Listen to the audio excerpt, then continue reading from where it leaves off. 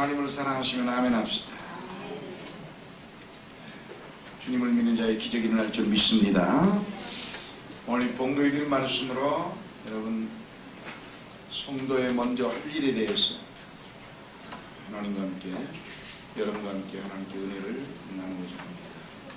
하나님은 우리를 축복해 주면서 우리가 늘 변화되기를 원하고 있는 거죠.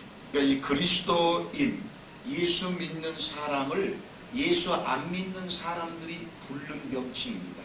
쉽게 말하면 예수 믿는 사람이 예수 믿는 사람에게 그리스도인이라고 부른 게 아니라 그때 당시에 초대교회 안디옥 교회에서 예수님을 참 잘 믿기를 그 안디옥 교회 성도들이 예수님을 너무 성실하게 그리고 변화된 모습으로 잘 믿으니까 믿지 않는 세상 사람들이 볼 때 뭔가 우리하고 예수 믿는 사람들은 예수 안 믿는 우리와는 말하는 것도 다르고 점잖고 행동하는 것도 얌전하고 핍박을 받아도 기뻐하고 원수를 미워하지 아니하며 사랑하며 핍박을 받는 자들을 위하여 기도하고 또 모든 고난과 환난과 시련 가운데서도 기꺼이 주님을 찬양하고 그리고 그리스도를 위한 십자가를 스스로 지는 모습을 보고 사람들이 붙여준 이름이 그리스도인이다. 즉 예수 안에 사는 사람들이다. 이렇게 이름을 붙였다 이 말입니다. 한국말로는 그리스도인이지만 영어는 크리스찬이죠. 그러니까 크리스찬이란 그 예수 안에 사는 삶을 말하는 겁니다. 불신자들의 즉 예수 안 믿는 사람들의 눈에 비친 그리스도인의 모습, 그건 정말 성도 간에 사랑하고 나라를 사랑하고 교회를 정말 위해서 충성하는 그러한 훌륭한 모습으로 그들의 보기에 비춰준 겁니다. 그러니까 예수 믿는 사람은 뭐가 달라도 다르다고 칭찬하는 말로 붙여진 것이 그리스도인이다. 어떤 사람이 예수를 믿었는데 그 예수를 믿고 자기 안 믿는 친구하고 대화를 나누게 됐습니다. 자네가 최근에 예수를 믿게 됐다지? 그러네. 그러면 그 예수님은 어느 나라에 태어났어? 모르겠다. 예수님은 설교를 얼마나 했지? 몰라. 예수님은 몇 살에 돌아가셨는지 몰라. 그러면 자네는 예수를 믿으면서도 예수님에 대해서 아는 게 하나도 없네. 부끄럽네. 내가 예수를 믿지만 예수에 대해서 잘 모르고 있는 것에 대해서 부끄러움을 느끼는 건 사실입니다. 그렇지만 분명한 거 하나는 있어. 내가 자신있게 말할 수 있는 거 하나는 있는데 자네가 알다시피 나는 3년 전에 정말 망해가지고 빚더미에 앉았고 술 주정뱅이고 그리고 저녁에 내 가족들이 내가 집에 들어오는 걸 두려워했네. 왜냐하면 가서 신경질을 부리고 술 먹고 두둑에 패니까.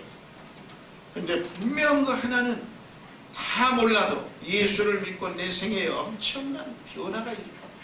술도 사라졌고 가족 식구가 저녁마다 내가 들어오기를 학수 거래하고 있고 그리고 빚도 다 갚아요. 나는 예수에 대해서 잘은 모르지만 내가 예수를 믿고 나서 내 생애에 일어난 사건과 내 자신의 변화된 행동과 내 마음과 성품과 인격이 이렇게 달라졌다는 것, 이거 하나만은 자네에게 분명히 말할 수 있네 라고 얘기를 했습니다. 이 사람이 예수를 잘 믿는 사람 아무 몰랐죠. 뭐 알고 엉터리 하는 짓보다는 전혀 모르고도 그저 하나님 말씀에 순종해서 내 삶의 변화가 일어나면 그보다 더 위대한 신앙은 없습니다. 이게 최고의 그리스도가 말하는 우리를 향한 신앙입니다.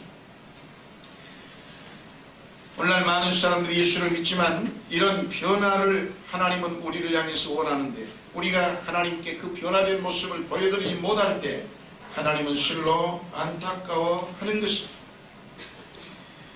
오늘 그리스도인들은 그래서 이렇게 변화된 모습을 이웃 사람에게 보여주기 위해서 우리가 축복을 받지만 먼저 할 일이 무언가를 오늘 이 시간에는 한번 여러분과 함께 생각하면서 그리스도인으로서의 사회적인 책임과 하나님의 영광을 위한 삶의 모습을 함께 나누고자 하는 것입니다. 첫째로, 그리스도인은 먼저 이웃과 화목하는 일이 최우선입니다. 항상 예수 믿는 사람은 이웃과 화목하는 일이 신앙의 절대적인 명제입니다. 마태복음 5장 23절 4절에 보면 그러므로 예물을 제단에 드리다가 거기서 내 형제에게 원망 들을 만한 일이 있는 줄 생각나거든 예물을 제단 앞에 두고 먼저 가서 형제와 화목하고 그 후에 와서 예물을 드리라. 성경은 하나님 앞에 온갖 소원을 부르짖어 뜨거운 금식 기도도 좋고 철야 기도도 좋고 하나님 앞에 소원 기도도 좋고 온갖 열정적으로 하나님 앞에 여러분의 간절한 마음에 걸리는 그러한 문제가 있으면 먼저 가서 화목하고 와서 기도해라. 성경의 말씀. 몇 년 전에 일본 동경에서 남북 지도자가 모여서 이 목사님들끼리 모여가지고 예배를 드리는데 그 예배를 드리기 전에 물을 떠다놨답니다. 그리고는 전부 다 목사님들이 손을 씻고 들어가더라는 거죠. 왜 그러냐? 그러니까는 남북한이 즉 남한과 북한이 그동안 서로 너무 비방하고 너무 정죄하고 너무 미워하지 않았느냐. 그 죄를 씻는 회개의 상징으로 우리가 손을 씻고 들어가죠.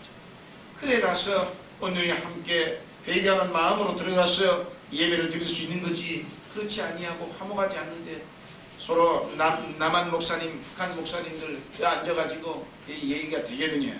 그래서 결국 죄를 회개하는 뜻으로 그와 같이 하고 나니까 서먹서먹하던 분위기가 사라졌다. 1985년 저와 여러분이 너무나도 잘 알다시피 동서 세계 냉전 체제가 붕괴됐습니다. 그 사건이 일어났는데 유럽에서 이것이 바로 미국이나 영국이나 프랑스의 강대국의 지도자들이 이러한 일을 만든 것이 아니라 소련의 공산당 서기장 한마디로 고르바초프가 신봉하던 공산주의를 포기한다고 선언하면서 한마디로 미국과 소련의 강력한 이 의식이 대립의식이 사라져버렸습니다. 그리고 서로 화해하고 동서 화해가 일어나고 공산주의는 몰락하고 오늘날 민주주의가 이와 같이 섰습니다. 그래서 소련에서는 이 고르바초프가 별 아주 욕먹는 사람이 되지만 세계에서는 고르바초프는 민주주의의 최고의 위인입니다. 그렇기 때문에 오늘 저와 여러분이 오늘 이와 같이 화해하고 화목하니까 모든 것이 전부 다 새로워진다. 그렇게 성경을 기록했습니다. 그리스도인들은 언제나 화해하고 화목하는 것이 대단히 그리스도인의 삶의 모습에 좋습니다. 화해하고 화목하기 위해서는 그럼 어찌해야 되느냐? 내가 조금 손해보는 듯 살면 화해하고 정말 화목할 수 있습니다. 예수 믿는 사람들은 가능한 한 내가 조금 손해보는 듯 살아야 돼요. 제가 그래서 여러분에게도 얘기했습니다. 시장에 가서 물건을 고를 때도 쓸 것만 골라서 주워 담아라. 그냥 다 별로 안 좋은 것들만 골라서 주워 담고 그리고 좋은 것들을 남겨두고 그렇게 살아요. 그래야 예수 믿는 사람을 볼 때 야, 저 사람은 예수 믿는 사람이기 때문에 저렇게 와가지고 내 물건 안 팔리는 거 참 지저분한 것만 골라가지고 돈 주고 사가는구나. 그게 감동되는 거예요. 그게 화목하게 사는 거예요. 그리고 상대방의 마음을 변화시키는 겁니다. 예수 믿는 사람은 언제나 좀 손해본 듯하게 사는 거예요. 이것이 정말 저는 여러분에게 헛구운 날 가르치는 하나의 이 목회 철학인지도 모릅니다. 그냥 조금 손해본 듯하게 사는 게 화목하고 사랑하고 서로 겸손하고 온유하게 살 수 있는, 그리고 이 험한 세상에 살벌한 세상에서 그나마 좀 마음 돌리고 편하게 웃으며 살 수 있는 삶의 자세는 그런 거예요. 서로가 다 팽팽하게 맞서가지고 이해 타산 가운데서 전혀 손해 안 보겠다는 사방식으로 살고, 이리하면 화목은 고사하고 어구한 날 싸움만. 사랑하는 성도 여러분, 예수 믿는 저와 여러분, 우리는 언제나 주님의 말씀을 기억하고 화목하는 일에 힘을 써야 합니다. 가족들 간에도 서로 화해하며 사랑해야 하고 성도 사이에도 서로 서먹서먹한 관계가 있다거나 미워하는 마음들이 있으면 먼저 찾아가서 화목해야 합니다. 그래서 우리 일꾼들, 재직세미나에서 일꾼들한테 가르치는 게 그거죠. 그냥 90도로 인사해라. 누구든지 성도님이 오면은 아주 죽었다 살아난 내 가족 만난 것처럼 그냥 끌어안고 반겨하고 사랑하고 따뜻한 사랑을 주어라. 이렇게. 그리고 뻣뻣하게 세우지 말고 고개를 좀 90도로 세워서 숙여서 두 사람들에게 정말 하고 포근함을 좀 주어라. 그렇게 살아야 합니다. 이 예수 믿는 사람들이 항상 이와 같은 모습을 먼저 보여야지, 예수 안 믿는 사람이나 예수 믿는 사람이나 똑같이 그저 그쪽에서 한번 화내면 이쪽에서도 같이 화내고 저쪽에서 이거 따지면 같이 이거 따지고 그러면은 이러면 기독교가 사회로부터 지탄을 받고 욕을 먹게 됩니다. 그리고 상대방을 감동시킬 수가 없어요. 복음이 전파될 수가 없습니다. 뿐만이 아니라 믿는 성도들 간에도 이러한 일이 있어서는 안 됩니다. 한 교회 안에서도 서로가 서로를 잘 화목하고 어떻게 하면 같이 웃으며 즐겁게 살까를 생각하며 어떻게 하면 함께 같이 교회에 하나님께 영광을 돌리며 살까를 생각해야지, 그렇지 않냐고 성도가 서로 간에 서로 시기하고 질투하고 미워하면 이것은 참으로 하나님이 슬퍼할 일입니다. 성경의 에베소 2장 14절에 보면 그는 우리의 화평이신지라 둘로 하나를 만드사 중간에 막힌 담을 허시고 라고 성경에 그렇게 기록했습니다. 뿐만이 아니라 고린도후서 5장 18절 19절에 보면 모든 것이 하나님께로 났나니 저가 그리스도로 말미암아 우리를 자기와 화목하게 하시고 또 우리에게 화목하게 하는 직책을 주셨으니 이는 하나님께서 그리스도 안에 계시사 세상을 자기와 화목하게 하시며 저희의 죄를 저희에게 돌리지 아니하시고 화목하게 하는 말씀을 우리에게 부탁하셨느니라. 성경은 그렇게 말씀하고 있습니다. 어찌됐든 오늘 십자가로 이 둘을 한 몸으로 하나님과 화목하게 하리 하시니라. 원수된 것을 십자가로 소멸하시고 에베소 2장 16절에서는 그렇게 말씀한 것처럼 바로 예수님이 누군가? 예수님은 우리는 중보자라고 합니다. 누구와 누구와의 사이에 중간 다리를 놓았는가? 하나님과 타락한 인간 사이에 중간 다리를 놓아서 하나님과 인간과의 화목을 시켜주신 분이 예수님. 그래서 오늘날 우리는 하나님을 아버지라고 부르며 하나님을 섬기는 삶을 살고 있는 것입니다. 그러므로 예수 그리스도를 믿는 우리는 예수 그리스도가 하나님과 인간의 화목을 이룬 중보자이기 때문에 우리도 바로 이와 같이 모든 사람에게 서로 화목하며 분란이 있으면 내가 가서 화목을 중재할 수 있는 그러한 그리스도인으로 가는 곳마다 화목과 서로 이웃을 위해서 기쁘게 하는 그러한 일들을 우리는 끊임없이 먼저 하려고 해야 합니다. 남이 하면 하겠다는 것이 아니라 내가 먼저 스스로 자원해서 그 일을 하는 것이 그리스도인의 모습입니다. 이 모든 일을 위하여 예수께서는 십자가에 못 박혀 죽은 겁니다. 한마디로 예수님이 무엇 때문에 십자가에 못 박혀 죽었겠습니까? 이렇게 하나님과 타락한 인간과의 화목을 시키려고 자신이 십자가에 죽었어요. 오늘 우리가 이 예수를 믿는다면 우리도 이 모든 사람과의 화목을 위해서 내가 죽는 겁니다. 나를 포기하는 거예요. 내 욕망도 포기하고 내 유익도 포기하고 내 행복도 포기하고 내 욕심도 포기하고 나의 모든 이득을 포기하는 겁니다. 그리고 오히려 화목을 위해서 내가 십자가를 지고 하나의 화목 제물로 죽어갈 수 있는 그리스도인의 모습을 삶을 살면 이것이 죽는 것이 아니라 오히려 사는 길이고 그리고 무병장수하는 길입니다. 사람은 무병장수하는 길은 내가 손해본 듯하게 넉넉한 마음으로 양보하고 살면 무병장수는 필연적으로 따라옵니다. 그러므로 오늘 하나님과 화목하고 예수님은 십자가에 죽어가면서 원수까지도 용서하고 사랑할 수 있는 마음이 있도록 우리에게 가르쳤습니다. 오늘 저와 여러분 모두 다 예수 안에서 하나님 앞에 받은 축복을 생각하며 그리스도인의 모습으로 가는 곳마다 먼저 성도는 이웃과 화목하는데 내 자신을 희생제물로 삼고 십자가를 질 수 있기를 주의 이름으로 축원합니다. 두 번째로 성도가 먼저 할 일은 내 눈에서 들보를 빼는 일입니다.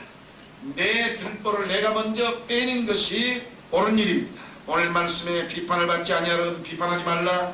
너희의 비판은 그 비판으로 너희가 비판을 받을 것이요 너희의 헤아리는 그 헤아림으로 너희가 헤아림을 받을 것이니라. 어찌하여 형제의 눈 속에는 티는 보고 내 눈 속에는 들보는 깨닫지 못하느냐. 보라 내 눈 속에 들은 티를 빼게 하라 하겠느냐. 외식하는 자여 먼저 내 눈 속에서 들보를 빼어라. 그 후에야 밝히 보고 형제의 눈 속에서 티를 빼리라. 성경은 그렇게 말씀을 했습니다. 영국의 유명했던 목사님 스펄전 목사님은 아주 훌륭한 목사님이었습니다. 영국을 피비린내나지 아니하고 그들을 전부 다 이 산업혁명의 와중에서 정신을 올바로 인도한 그러한 분이 있는데 바로 감리교의 창시자 존 웨슬러. 이 존 웨슬러 목사님은 사실 그때 당시에 목회를 할 때는 모든 정통 교단의 목사님들로부터 이단 취급받았습니다. 이단 취급받았는데 세월이 지나면서 이렇게 오늘날 감리교라는 교단이 하나 만들어질 만큼 영향력을 미치고 추앙을 받는데요. 그분은 사창 까고 어디고 모든 아주 절망의 사람들에게 소망과 희망의 메시지를 힘차게 전했는데 그 메시지가 비성서적이다 해가지고 그때 당시에 모든 기독교인들이 이단으로 몰았습니다. 뿐만이 아니라 이분이 가는 곳에는 허구한 날 정통 성도들이 핍박하고 야유하고 정말로 아주 그냥 돌을 집어던지고 뭐 과일을 집어던지고 온 이단으로 취급해서 못된 사람으로 몰았는데 그때마다 그는 아이고 힘들어서 그만둬야 되겠다 이게 아니라 이거야말로 내가 정말 올바른 기독교를 증거하고 있다는 증거구나 이렇게 생각을 하고 오히려 하나님 앞에 그는 감사했다고 하지 않습니까? 온갖 핍박을 타당하면서도 어느 날 말을 타고 또 복음을 전파로 나가고 있는데 한 며칠 동안은 전혀 잠잠하고 아무 일이 없더만 그나마 그 길을 타고 가는데 아무 소용이 없더라는 거예요. 아무 소리도 없고 당대 같으면 막 나와서 비난하고 돌을 던질 판인데 그래서 이상하네. 왜 내가 지나가는데 나를 돌을 던지지 않지? 이제 나도 그러면 그들과 함께 타락해버렸나? 이렇게 생각했다는 거예요. 그래서 그 자리에서 가다가 말에서 내려가지고는 땅에 엎드려가지고 하나님 내가 저들과 똑같이 되어버렸습니까? 내가 저들과 똑같이 됐으니까 저들이 나를 손가락질 하지 아니하고 나를 돌을 던지지 않습니까? 그렇다면 하나님 내가 무슨 죄를 지었습니까? 나를 용서해 달라고 그 엎드려서 기도를 하면서 아직도 내가 타락하지 않았으면 저들이 나를 향하여 돌을 던지게 해달라고 기도를 했더니 기도를 마치 무섭게 기도하고 있는데 그 옆에 담벼락에 보고 있던 그 젊은 남자가 가만히 보니까 요 안에 있으려거든. 그러니까 너 잘 맞다. 오늘 내가 너를 손 좀 한번 봐야겠다. 그렇지 않아도 팔을 걷어붙이고 달려오더라는 겁니다. 그래가지고 금방 말았어. 그러니까 이 요한일서 목사님이 하나님 감사합니다. 아직도 내 신앙은 타락하지 않았군요. 정말 제가 전하는 복음이 이렇게 하나님의 말씀에 입각한 말씀대로 내가 지키고 있다는 것이 너무 감사합니다. 여러분, 이 목사님은 남의 비난할 여유가 없어요. 자기가 올바로 되지 않았는가를 날마다 책망하고 있는 것이지 다른 사람들은 이 목사님을 향하여 야 내가 배운 것에서 너는 틀려. 그러니까 너는 이단이야. 야 내가 알고 있는 신앙에서 너는 안 맞아. 내 상식에도 안 맞아. 그러니까 너는 이단이야. 그리고는 돌을 던지고 과일을 던지고 야유를 보낼 수 있습니까? 그럴 수 없어요. 자기 자신도 신앙이 뭔지도 모르는 주제에 기껏해야 우리가 예수를 믿어봤자 여러분이 뭘 알겠습니까? 어느 목사님을 통해서 그저 설교를 통해서 이와 같이 배운 것밖에 더 있습니까? 그것이 전부를 아는 겁니까? 그렇지는 않죠. 그럼에도 불구하고 자기 자신을 돌아보려고 하지 아니하고 끊임없이 남을 정죄하고 비난하고 못됐다고 밀어붙이고 이런 기독교는 이런 모습은 없어요. 기독교는 이러한 일이 있어서는 안 돼요. 아마 장로교회 목사님들은 모르는 분이 없습니다.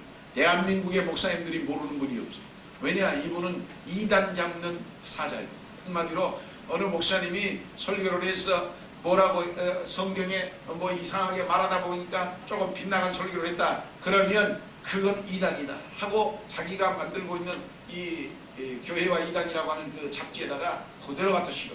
그래가지고 재판을 몇 번을 지금 소송을 당하고 받고 그러는데, 제가 보기에는 이건 하나님과는 상관없는 너무 좀 잘못된 일이 아닙니다. 자신이 무엇이길래 2단이고 3단이고 따지냐고, 남의 티를 자꾸, 자기는 더 들보가 있으면 남의 티만 자꾸 보고 있냐, 말이 안 되는 일이죠. 오늘날 대부분이 기독교인들이 예수 믿다고 하면서 자기의 부족한 것을 헤아릴 생각을 안 하고 맨날 남을 손가락질, 목사님이 어떠니까 그렇고, 집사님이 어떠니까 그렇고, 권사님이 어떠니까 그렇고, 누가 어쩌니까 그렇고, 어쩌니까 그렇고. 아이고 주여, 여러분 손가락질을, 저 누구라고 손가락질을 하려면은 하나는 상대방을 향하고 세 개의 손가락, 세 개는 자기를 향한다고 하지 않습니까? 예? 이렇게 손가락질 하니까. 그렇지요. 한마디로 남을 지금 지적할 이유가 없어요. 내 자신을 통곡을 하고 내 자신의 잘못된 걸 부르짖을 줄 알아야지 누가 누구를 비판한단 말입니까? 사람은 자존심 때문에 남에게 비판받기를 싫어하는 겁니다. 정당한 비판일지라도 기분 좋게 받아들이는 사람은 세상에 단 하나도 없는 겁니다. 그래서 사람마다 자기는 남을 비판하면서도 다른 사람으로부터 비판을 받기를 싫어하는 특성을 가지고 있습니다. 그렇습니다, 여러분. 그렇기 때문에 우리는 남을 비판하기 이전에 자기 자신을 살펴볼 줄 아는 지혜를 얻는 것, 이것이 정직한 그리스도인의 모습이고 올바로 예수 믿는 사람의 모습인 겁니다. 교회를 얼마나 오래 다녔느냐가 문제가 아니라, 성경을 내가 얼마나 많이 아느냐가 문제가 아니라, 얼마나 단 하루를 믿어도, 그리고 아무것도 몰라도 하나님 안에서 내가 예수 믿고 변화된 나의 모습, 그리고 남들에게 감동할 만한 나의 신앙의 자세, 그리고 남을 보기 전에 내 자신을 회개하며 가슴 칠 줄 아는 그런 올바른 신앙이야말로 그리스도에게 영광이요 모든 사람을 감동시킬 수 있는 것이고 하나님의 살아계심을 입증하는 증거가 된다는 것입니다. 우리는 우리의 할 일을 생각하면서 항상 남을 바라볼 이유가 없습니다. 내 자신의 잘못된 점을 생각하면서 언제나 하나님 앞에 기도해야만 하는 것입니다. 대부분의 사람들은 색안경을 끼고 보기 때문에 그렇습니다. 여러분, 빨간 안경을 끼면 다 빨개 보이는 거예요.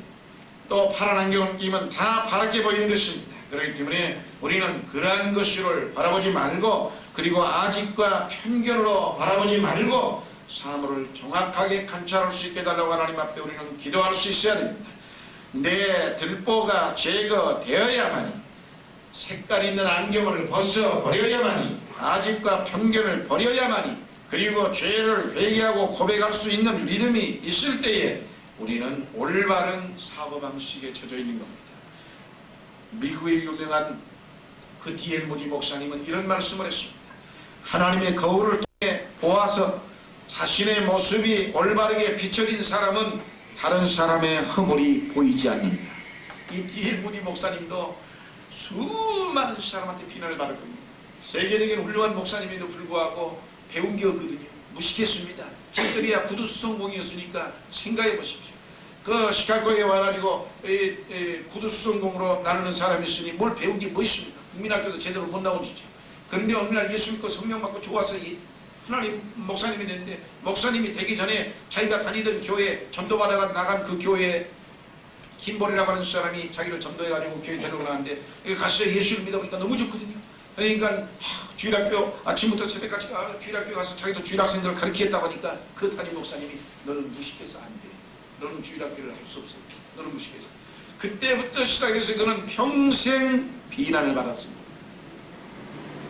그럼 수많은 성도님들이 그 설교 시간에 와 참석해놓고는 목사님 설교가 끝나면 와가지고 하는 말이 문법적으로 15번 틀렸습니다.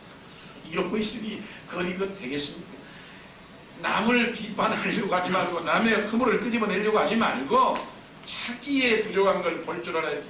허구한 날 설교하면 쫓아다녀서 목사님 설교는 이렇게 문맥적으로 이게 안 맞습니다. 문법적으로 이게 틀렸습니다. 뭐가 또 지적을 하니까 이 목사님도 그 얘기를 듣고 다 제가 좀 부족해서 그렇습니다.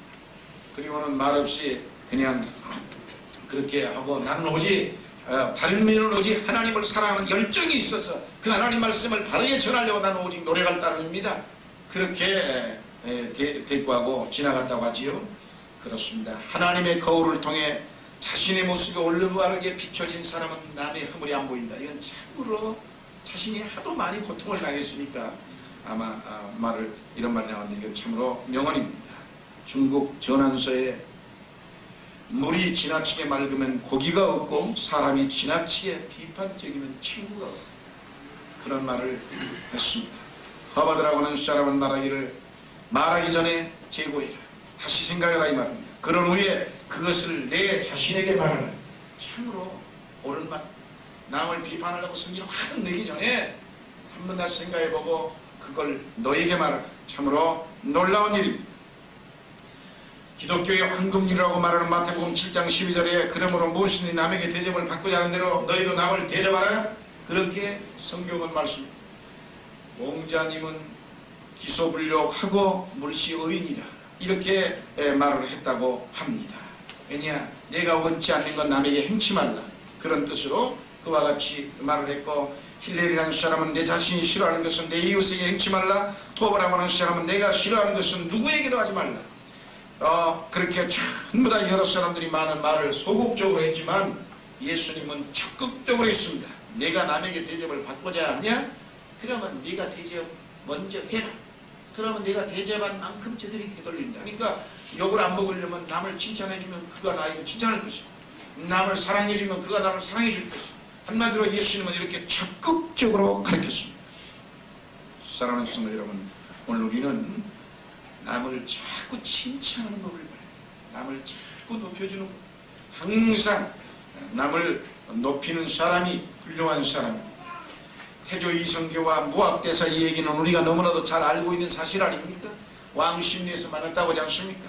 심리 더 뒤로 들어가서 수도를 정하시오 라고 해서 왕심리라고 붙인 거예요. 갈왕자 심리 더 가서요. 그 지금 현재 왕심리라는 곳에 이성계가 수도를 정하려고 하니까 이 무학대사가 이 자리가 아니라 여기에서 심리 더 들어가라. 갈왕자 열십자. 그래서 왕심리라고 이름을 붙인 겁니다. 여기가 아니라 심리에 더 들어가서 거기다가 수도를 정하면 흥황한다 이 말이죠. 나라가. 근데 그래서 수도가 심리 더 들어간 거 아닙니까? 왕심리 심리 더 들어간 게 지금 중앙청이죠. 그래서 근데 그때 만난 무학대사를 척 보자마자 이성계가 당신은 어찌 그리 못생기고 꼭 돼지같이 생겼느냐고 그렇게 말하니까 내가 보기엔 당신은 부처님처럼 생겼는데요. 그러니까는 아니 나는 너한테 돼지라고 했는데 어찌 너는 나한테 부처같이 말하냐고 그러니까 사람은 자기 속에 들어있는 대로 상대방이 보이는 법입니다. 참으로 뒤통수 맞습니다. 당신 속에는 돼지가 들었으니까 나를 돼지로 보이지만 나는 내 속에는 부처님이 들었으니까 당신이 부처님처럼 보이는 거지. 이야, 여러분 속에 예수가 들으면 남을 비난할 이유가 없습니다. 예수 믿고 자꾸 성도들이 시기하고 질투하고 뭐 어쩌고 남이 말 많이 하고 쭉 앉아서 저 원망하고 불만하고 불평하고 그 속에 마귀가 들어있는 거지 예수가 들어있는 게 아니야. 진정한 그리스도인은 결단코 그러한 모습을 보이지 않는 겁니다. 예수 정말 우리는 끊임없이 이웃을 칭찬하고 이웃을 사랑하고 이웃에게 힘과 소망과 믿음과 감사의 말을 할 수 있어야 합니다. 사랑하는 성도 여러분, 우리의 심령 속에 죄악이 가득하고 마귀에게 그 마음을 빼앗기면 그 다음부터 사람을 볼 때 부정적입니다.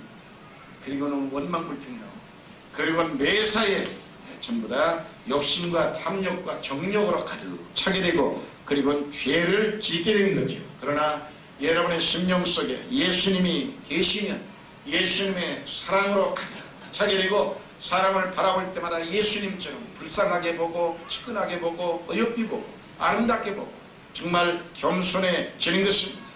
남을 대접하는 대로 대접받는다는 이 기독교의 황금률, 이 하나님의 말씀을 저와 여러분의 마음속에 깊이 새기면서 내가 지금까지 예수를 얼마나 오랜 세월 믿었는가, 내가 믿어온 세월 만에 내 마음속에는 예수는 얼마나 들어있는가, 그리고 남을 대접하는 대로 내가 대접받는다는 이 사실이 마음속에 얼마나 새겨져 있는가, 나는 지금까지 어떻게 예수를 믿었는가 다시 한번 되돌아보면서 여러분의 마음속에 그리스도의 모습과 사랑이 꽉 들어차기를 주의 이름으로 축원합니다. 마지막 세 번째로 그리스도인이 먼저 할 일은 하나님의 나라와 그 의를 구하는 겁니다. 마태복음 6장 33절에 너희는 먼저 그의 나라와 그 의를 구하라. 그리하면 이 모든 것을 더하라. 무엇을 먹을까 뭘 입을까 염려하는 일을 하지 말고 하나님 나라를 어떻게 하면 세울까, 어떻게 하면 내가 예수 좀 잘 믿어볼까, 어떻게 하면 저 이웃 사람을 전도를 하여 천국을 같이 데려갈까, 어떻게 하면 내가 그리스도의 사랑을 저들에게 나눠줄까, 어떻게 하면 내 주머니에 거 다 털어서 부지하는 사업에다가 좀 좋은 일 좀 해볼까, 이런 생각으로 날마다 깍두로 쳐야 하는 겁니다. 이게 그리스도인의 먼저 할 일입니다. 그리스도인, 예수 믿는 사람, 성도의 먼저 할 일. 축복도 좋지만, 하나님 앞에 기도도 좋지만, 하나님 앞에 말씀을 공부하고 여러분이 많이 아는 것도 좋지만, 그보다 더 중요한 건 그리스도의 가르친 선행을 내가 먼저 하는 것이다. 하나님의 영광을 위해서 내가 무엇을 할까를 날마다 고민할 수 있는 사람이 필요하다. 로마서 14장 17절에 하나님의 나라는 먹는 것과 마시는 것이 아니요 오직 성령 안에서 의와 평강과 희락이라고 성경은 분명히 말씀했습니다. 하나님 나라의 성격과 우선순위를 분명히 말씀했는데, 하나님 나라는 성령이 다스리는 나라요 성령께서 다스리는 세계라는 겁니다. 한마디로 성령이 다스리는 세계는 어떤 결과가 오냐고요? 의로운 마음이 생기고 평강이 넘치고 기쁨이 충만해지는 역사가 일어날 수밖에 없다는 겁니다. 이와 반대로 지옥은 어떻습니까? 마귀가 다스리는 세계이기 때문에 어둠과 불의로 가득 차고 근심과 걱정과 원망과 불평으로 가득 찬 곳, 아무리 주의 이름을 입술로 불러도 그 속에는 지옥이 막 들어차 있습니다. 하나님 나라가 아니라 마귀의 나라가 들어차 있는데 거기에 어떤 기쁨과 평강이 있겠습니까? 그러나 하나님 나라는 성령께서 기쁨과 평강을 주시고 의로운 마음을 주셔서 하나님의 의가 충만한 세계요 평강과 희락이 넘치는 세계입니다. 부정과 불의가 가득 찬 곳이 지옥이라면 정의와 강물같이 넘쳐나고 그리스도의 사랑으로 서로 사랑하면서 기뻐하는 것이 하나님의 나라이라는 사실을 여러분 꼭 기억하시기를 주의 이름으로 축원합니다. 요한계시록에 보면 하나님의 나라가 어떠한 곳인가를 잘 설명해놨습니다. 요한계시록 21장부터 22장에 보면 하나님 나라는 분명히 미움과 다툼과 분쟁과 전쟁이 없는 나라고, 미워하고 대적하는 일이 없고 서로 사랑하는 것이 하나님 나라라고 했고, 눈물이 없고 질병이 없고 가난과 저주가 없는 것, 그리고 영원한 영생과 하나님과 함께 왕노릇하는 행복이 꽉 들어찬 것, 이것이 하나님 나라라고 성경은 말씀하고 있습니다. 이 땅에서도 우리가 살면서 성령과 동행을 하고 살면 하나님께서 주시는 의와 평강과 희락을 누리면서 서로 용서하고 서로 사랑하며 이 세상을 살아갈 수 있는 것입니다. 아모스서 5장 24절에 보면 오직 공법을 물같이 정의를 하수같이 흘릴지로, 성경은 수없이 그렇게 말했습니다. 사랑하는 성도 여러분, 그리스도인 얼마나 좋습니다. 어디에 갔으니 나 예수 믿어, 참 얼마나 좋습니다. 자랑스럽고 이 놀라운 생명력 있는 성경을 다 들고 다닐 수 있다는 것, 저는 다니면서 길 가다가도 어떤 새벽이든 저녁이든 낮이든 어떤 간에 사람이 정말로 성경 딱 들고 가는 사람을 보면 저는 굉장히 그 사람을 참 속으로 참 훌륭하게 생각합니다. 야, 성경을 딱 내놓고 들고 다니네. 저 사람은 정말 생활 속에서 성경을 딱 들으려는 만큼 하나님의 모습을 잘 믿는 사람이 되겠지. 늘 그렇게 생각하죠. 저와 여러분, 하나님 안에서 정말 믿음을 가지고 정말 예수 믿는 사람이 먼저 할 일이 있구나, 이것을 예수 안 믿는 사람이나 예수를 믿는 사람한테 내가 먼저 할 이 세 가지를 화목하고 양보해서 화목하세요. 양보 없는 화목은 없습니다. 내가 죽으면 사는 거예요. 그래야 그것이 화목하는 길이고, 그러면 나 하나의 희생으로 모두가 좋아진다면 세상에 이보다 더 좋은 축복은 어디 있습니까? 다 망하는 게 아니라 잘 되는 길이고, 그리고 온전히 들보를 먼저 빼는 것이 최선입니다. 먼저 대접을 하면 내가 대접을 받게 되어 있습니다. 그리고 하나님 나라를 먼저 구하여서 여러분 남은 생에 천국에서 영원히 살기를 주의 이름으로 축원합니다.